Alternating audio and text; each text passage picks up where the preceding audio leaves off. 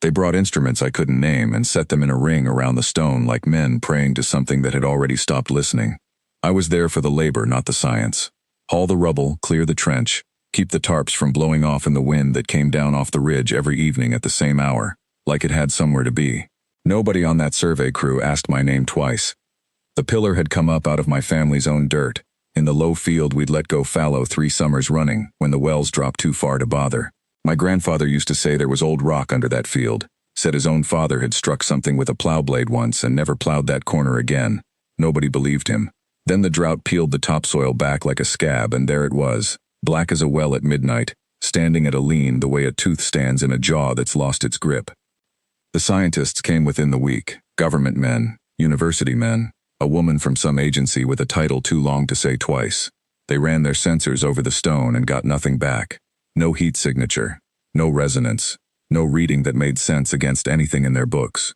They drilled a core sample and the drill bit came back clean, like the stone had simply declined to be measured. I heard one of them say, low, like he didn't want the recorder to catch it, that whatever this thing was, it wasn't going to answer to us. They kept at it anyway. 2 more weeks of cables and floodlights and men in windbreakers arguing in the cab of a truck about frequencies I didn't understand and didn't need to.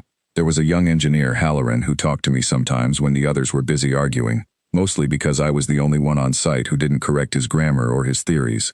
He told me once that the stone's surface didn't weather the way rock should, that whatever quarried it hadn't used a chisel or a saw that existed in any record he could find. He said it like it troubled him, the not knowing, the way a locked door troubles a man more than an open field ever could.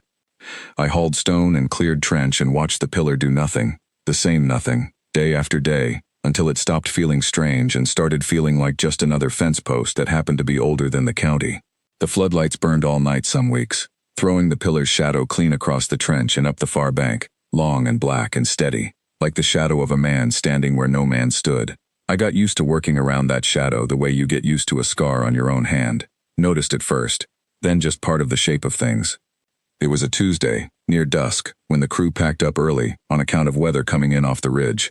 I stayed behind to stake the tarps down properly, because the last storm had torn one loose and cost me a half-day's work chasing it across 3 fields. My hands were raw from the wire and I was tired, the particular kind of tired that isn't sadness, just the day sitting heavy in your shoulders. I put a hand flat against the stone to steady myself while I knelt to drive the last stake, the way you'd lean on a gatepost without thinking about it. The stone was warm. Not sun-warm. It was near dark and there'd been no sun on that face of the pillar in hours. It was warm the way a body is warm, and under my palm I felt something shift that wasn't the stone moving so much as the stone waking, if a thing can wake without ever having a face to open its eyes with. Thin lines of light traced themselves up through the black surface, following grooves I'd walked past 100 times, and taken for nothing but weathering. They didn't flare. They rose slow and certain, the way a fire catches when the wood's been seasoned right, and they were the deep clean blue of a winter sky just before full dark. I didn't run. I want to say that plainly, because I've turned that moment over enough times to know it's the truth, and not something I've dressed up after the fact. I didn't run, and I didn't call out for the crew, though they were close enough I could have. I stayed kneeling with my hand where it was, because it didn't feel like a thing that wanted running from. It felt like a thing that had been waiting, and waiting that long, you don't interrupt it by flinching. The wind dropped, all at once, the way it does sometimes right before weather breaks, and in that stillness I could hear my own pulse in my ears, steady, not racing the way I'd have expected fear to make it. The light climbed the whole face of the pillar and pooled at the top, and then it spoke. Not with a mouth, not with any sound I could point to as coming from a throat, but I heard it the way you hear your own name called across a field before you've had time to place the voice. It was low, and it was patient, and it said 5 words, plain as anything. The wait is over, Queen. I looked around like a fool, like the word might have been meant for someone standing behind me. There was no one. Just the wind starting to pick up off the ridge, and the tarps snapping at their stakes, and the light easing back down into the stone's grain like it had said what it needed to say and was content to rest again. By the time the crew came running with their lights and their questions, the glow was already fading to something you could almost mistake for a trick of dusk on wet rock. They asked me what happened and I told them the truth, near enough, that I'd touched it and it warmed, that it lit up, that it spoke. I didn't tell them the word it used. That felt like mine to keep, the way you keep the exact sound of a voice you'll never hear again. They tested the stone every way they knew after that, and it gave them nothing more. Cold again, silent again, patient in that same way stone is patient, which is to say it doesn't need to be anything else. The woman with the long title asked me, more than once, gently, careful not to make it sound like an accusation, why it had answered me and not the instruments, not the scientists, not the whole apparatus they'd brought to bear on it. I told her I didn't know. That was true then. It's less true now. My grandfather's father struck that corner of the field with a plow and never went back, and my grandfather used to tell it at the supper table like a joke on his own blood. The old man scared off his own dirt by a rock. Imagine.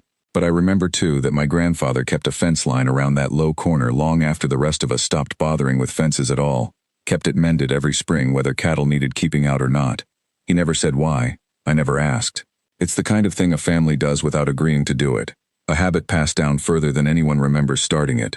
The way you'll flinch from a well you've never fallen into because someone 3 generations back did. I think now he wasn't spooked, not the way the joke made it sound. I think some part of him recognized the weight of the thing and didn't have the words for it, so he called it superstition and mended a fence instead, and let that stand in for whatever he couldn't say plainly. Men do that. They tend what they can't name. I don't have a crown. I don't have a court, or a name that anyone outside my own kitchen would call royal. I have a field that won't grow wheat this year either, and hands that know the particular ache of driving stakes into hard ground, and a stone that's gone quiet again but hasn't gone cold. Not entirely. Not to me. Some nights I walk out to that corner of the field and put my palm against it, just to feel that warmth still living under the black. It doesn't speak again. It doesn't need to. I carry the word it gave me the way you carry a thing too heavy to set down and too true to put back. Whatever line I come from, whatever old promise that stone was keeping through all those centuries of drills and censors and men with their long titles, it wasn't looking for credentials, it was looking for blood it already knew, and it had been waiting on my family's fallow ground far longer than any of us had been waiting on it.